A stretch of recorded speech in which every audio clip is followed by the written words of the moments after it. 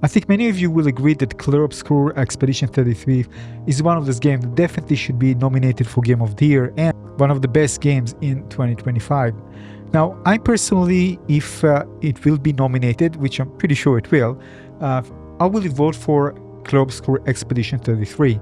Now, I'm not going to talk about now on all the great things that the game has to offer. I already covered that in previous videos.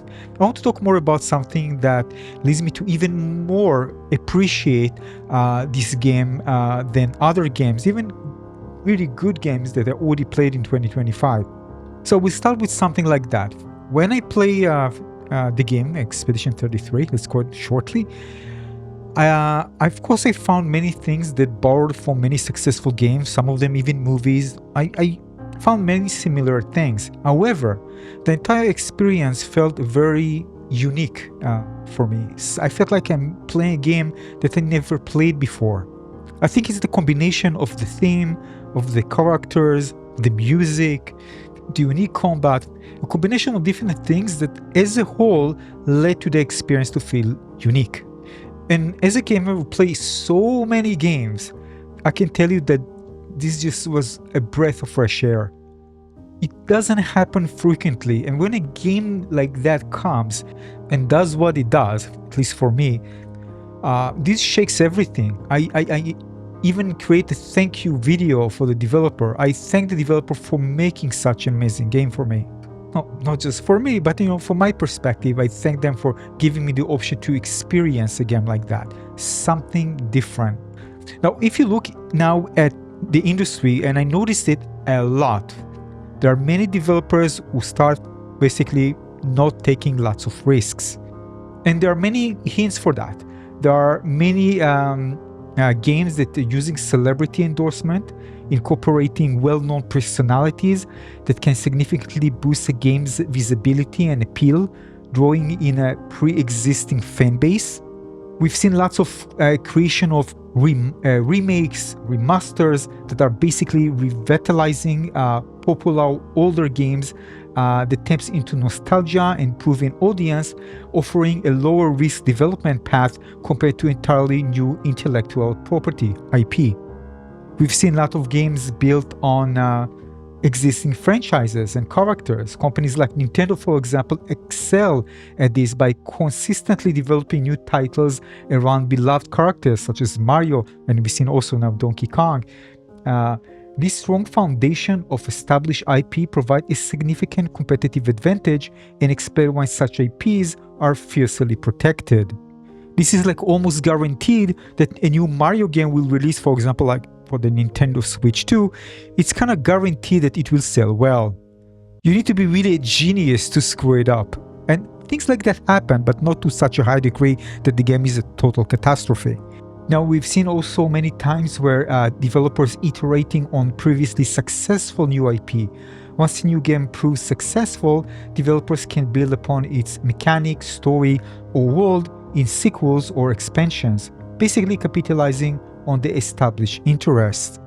And we also seen companies that actually, don't take risk, and what they do, they are releasing a minimum value product to gather player feedback and inform future development. This is a strategy sometimes adopted by AAA titles through early access programs. Usually when it comes to AAA companies, it's usually something closed, they gain feedback, but we've seen more and more the developers, it doesn't matter how big the game is, developers want to open up, either open up as an open beta or closed beta, to gather feedback from players and a large amount of players in order to make sure they're actually on the right direction. And maybe there are some things they need to fix in order not to fail when the game launches. And the best way to do it is just expose it to a big audience, not something just for several players, and in closed beta. Really gather lots of feedback and have enough time to actually put those improvements in. We also seen some game developers that mitigate risk by building the game around pre-existing well-known brand or intellectual property. Like we've seen 007, we've seen Marvel Rival games, Marvel Rivals based on Marvel. Another thing that in the contemporary gaming landscape, companies are increasingly adopting the game as a service model, which strategy involves prolonging the lifespan and revenue generation of a game long after its initial release. By continually adding new content, features, and monetization options. But this approach, again, is particularly effective when applied to an already successful titles. For example, like Bungie's Destiny is one of them, for example, when I played Destiny Vanilla, and then they brought Destiny 2 as a game as a service, and I always wanted just another Destiny 3 because I just didn't like the second one compared to the first one. But again, they extended it because they wanted to make sure that those players, and they have lots of players playing the game, to just make sure they stay in, but just continue providing more content over time, rather than releasing and taking a break and releasing a new game. They can release a new game, but by the time they can still get more players investing more time and money, of course, into the core game, and kind of a stream of money while they're actually developing their next game. So when I say I really appreciate what the developer done, of course, I'm referring to the developer of Clair Obscur Expeditions 33, which is Sandfall Interactive, because their approach directly contrasts many of the risk-averse strategies that I outlined here. Yet they appear to have achieved significant success by following this path. They had really strong passion to develop their own game, something really special and unique, and believe the idea that if they develop something that they enjoy playing, something they're truly passionate about, other players might enjoy it as well. Now, Expedition 33 is a completely new intellectual property. Says Sandfall Interactive started from scratch, crafting an original world, unique characters, and what an incredible original soundtrack, an unforgettable one. One that actually made me buy a more expensive audiophile headphones just to be able to experience the game, not just this game, of course, for the game, but this was a trigger to have an even better audio experience. Now, of course, all that inherently is a much higher risk proposition than leveraging a known brand, as they have, again, need to build the recognition and appeal from the ground up. Now, the game, again, is it's clearly inspired by classic JRPGs like Final Fantasy, Persona. We can clearly see it, but it's not a direct copy or remake.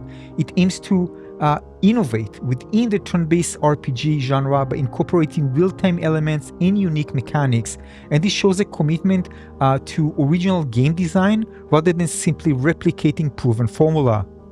So in an essence, and I won't cover everything here, you appreciate Sandfall Interactive because they kind of bucked many of the prevailing risk-averse trends in the industry and were able to gain a really great success with their game. And in my opinion, they took a significant gamble on a new original IP with a relatively small team aiming for high-fidelity, innovative single-player RPG experience, and their success demonstrated creative vision, strong execution, and a willingness to venture beyond established safe zones can still lead to immense triumphs in the gaming world. They proved that a great game can stand on its own merits without relying on existing brand recognition or being a copy of something else. And if I take everything that I mentioned into account, and of course there are lots of other things regarding gameplay that I won't cover here, this is why, with all my heart, I want Sandfall Interactive to be recognized in many Game Awards, but especially in the Game Awards at the end of the year. Hopefully for many categories, but especially the ultimate one, the Game of the Year. So I wanted to clarify that because I made some video and probably I wasn't really that more in depth in the explanation, but why I really felt a strong urge to, say it. So there's more to it, of course, than just the amazing gameplay that just made me want Sandfall Interactive to get recognized. And I just really, really hope that will be the case. I'll be very happy when this happens. Thanks for watching.